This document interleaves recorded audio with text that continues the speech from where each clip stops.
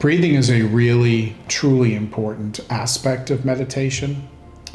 And that's true across all traditions, not just Christian, but in every other religious form of meditation and even in mindfulness. Breathing is the central piece of how we start to quiet ourselves and center ourselves, which is, of course, is the goal of meditation. When you think about it, how often do we hear the expression, okay, just breathe? And sometimes the person saying that to you means it literally, and sometimes they mean it figuratively. But in both cases, it communicates to you that something is really important here. It helps you from a physiological point of view to simply center yourself and calm yourself down. But there's also a much deeper spiritual reason why we want to really engage in intentional breathing. And the reason for that goes all the way back to the very beginning of the Hebrew scriptures and the creation of the universe.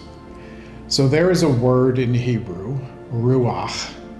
Ruach is spelled R-U-A-H or R-U-A-C-H. Ruach means wind, and it means breath, and it means spirit in ancient Hebrew. And the reason that word is so important to us is because it was intentionally created, if you will, to mean all three of those things at the same time. And we see in the book of Genesis, the very first two chapters, that ruach is used to describe the word that we translate into English as wind, to separate the earth from the water and to begin to create the entire universe. That's in the first chapter of Genesis. In the second chapter of Genesis, when we see that God breathes into Adam's nostrils to give him life, that word ruach is used again. And what it says is that that God creates Adam out of the clay of the land, that God then breathes into Adam's nostrils, thus giving him life.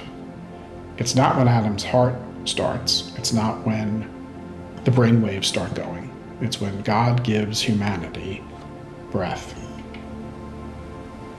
And then finally, spirit. At the end of John's Gospel, when Jesus has been resurrected from the dead and he comes through the door and he meets the terrified 10 apostles that are there, Jesus breathes his spirit onto them, and spirit is the Greek word now, because the New Testament is written in Greek, pneuma. It's the same thing. It means wind and breath and spirit. And so when we are quieting ourselves down, sitting in an intentional position, and we just begin by breathing, what we are trying to do is be in touch with the wind that's all around us, the breath that's within us, and the spirit that lives in our heart. That's why breathing is so important.